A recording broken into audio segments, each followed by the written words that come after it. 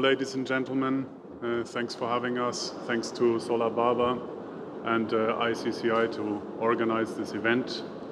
I won't take much of your time, so can you all hear me well enough? Okay, that should be better.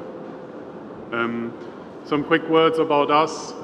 We've been around for a while. We're an international EPC company with our own engineering department, focused very much on solar photovoltaic energy systems worldwide.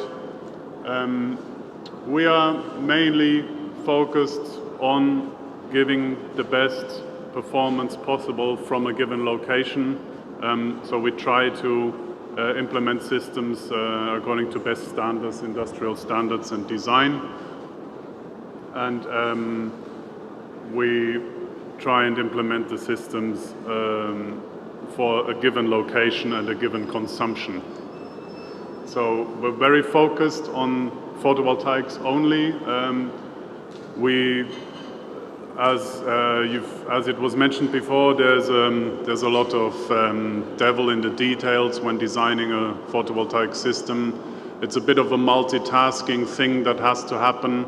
We're not talking electrical engineering only, we're talking mechanical engineering, we're talking civil construction, we're talking roof statics, perforation of rooftops, many details to consider, many things that can go wrong.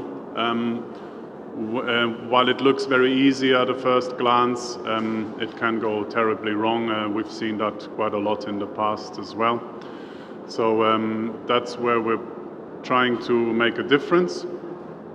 And we also have a constant benchmarking with key manufacturers in the market, such as SMA, who are also working with. We design, we implement the systems, and we also monitor their performance once they're up and running. So the as-built performance of a system is very important. We generally try to reach a point where we outperform our promises to our customers in that regard. This is where we are. Of course, you know that we're here in Turkey. Oldest market of ours is Spain and Portugal. That's where it kind of all started for us quite a few years ago. But we've also done quite a lot of business in UK, done some systems in Italy, and United Arab Emirates is starting, and we've also have track record in Egypt and in Chile. So over those odd 20 years that I've been working in the PV sector, we've done somewhere around 850 megawatts. That's not a very big number, but if you consider the decentralization of solar and the actual individual system sizes that you use to implement, it's quite a good reference in our opinion. There's a few press releases that show our track record. We're also doing quite well this year in Turkey. We're on track to finish 3 licensed systems here in this country. And of course, I'm here to talk about industrial rooftops and the future of solar in Turkey, which we are very hopeful about, because we're hoping and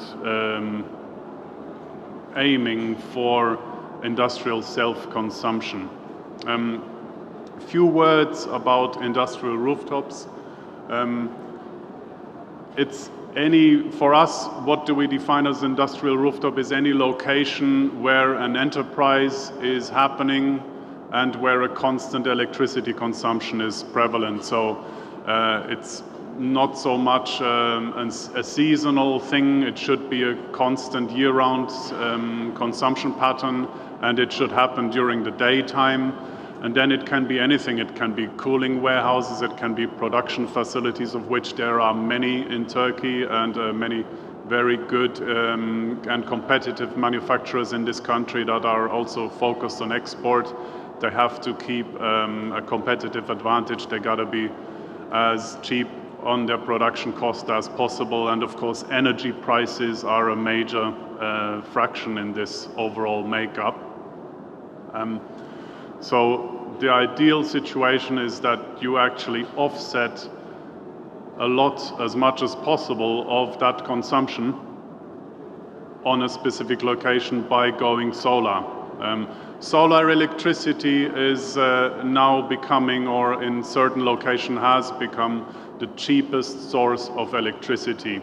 So if you are able to make an investment in solar, you will medium term become more competitive than someone else that will keep buying electricity from the grid or from a utility. That is a fact. That is happening all over the world now. Solar has become mainstream over the last 3 years. Maybe it started in some locations 5 years ago. And it's a more competitive source of electricity than the one that is currently used, or the current practice is less competitive. So this is a very important thing to say here, is because solar used to be considered as something more expensive, not feasible, and so on and so forth. We've reached a point where this paradigm has changed. So if we're looking at a 24-hour consumption pattern for a solar system, then there are several options how you can do this. Of course, you have the positive load self-consumption, which is basically happening when the sun shines. Then you have several options. How large do you want the system to be? If you don't have space limitation on the rooftop, then you might go for a larger system. If then there is an option to feed the excess electricity into the grid, I will go into that a little further on. Most importantly, solar can be used in real time. It can also be stored, and it can also be shared in a decentralized electricity grid, or in a system that can be implemented with today's technology. Many things are possible that people haven't considered as an option just 2 or 3 years ago.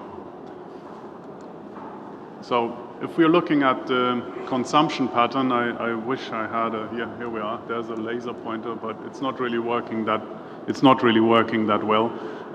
But you can see the actual power curve of the solar output, and then you can see the actual load profile of that specific consumer, which is below that.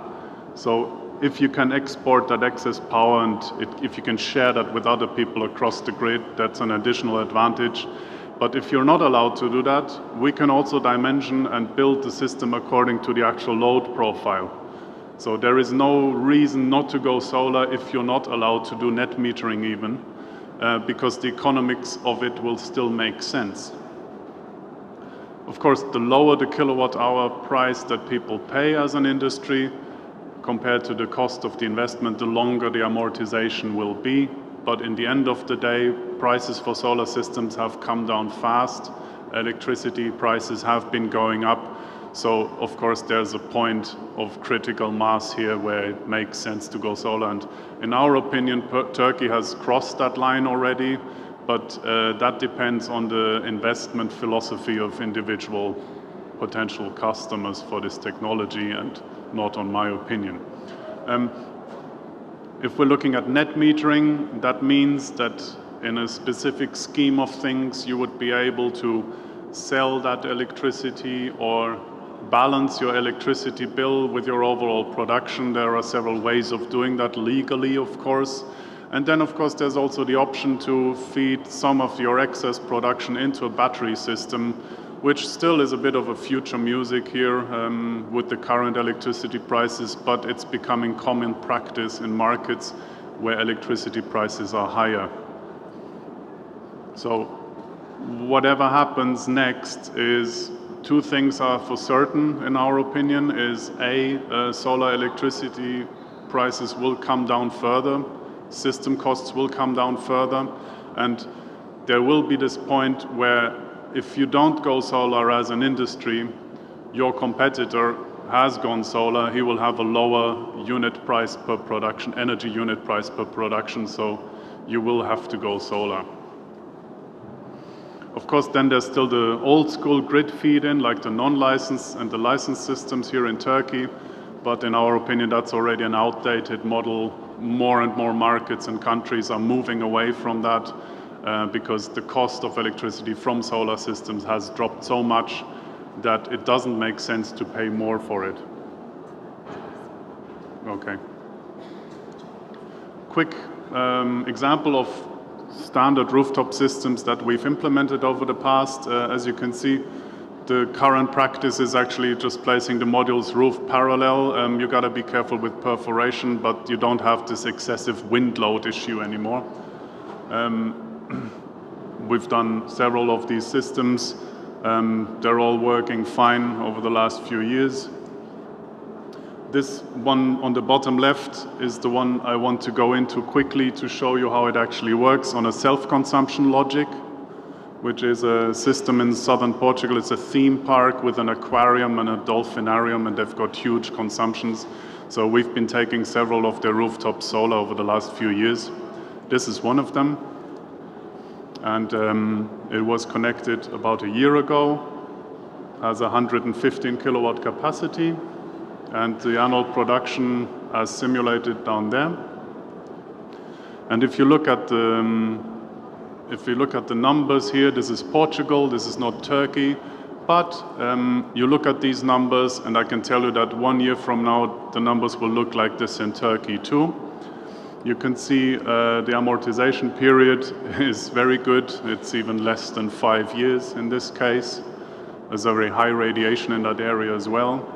And you can see how the orange graph down there is the monthly output of the solar system eating into the blue area, which is, of course, the overall consumption of this location. And so in the end of the day, the orange area is the money these people are saving. And that's how you can reach us. Thank you very much.